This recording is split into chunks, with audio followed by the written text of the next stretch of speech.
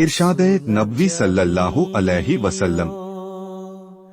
हजरत अबू रुकैया तमीम बिन औस दारी रजी अल्लाहु अन्हु से रिवायत है, रसूलुल्लाह सल्लल्लाहु अलैहि वसल्लम ने फरमाया, दीन का मतलब है खैरख्वाही। हमने अर्ज किया, या रसूलल्लाह, किसकी खैरख्वाही? आपने फरमाया, अल्लाह की, उसकी किताब की, उसके रसूल की, मुसलमानों के हाकिमों की और आम मुसलमानों की।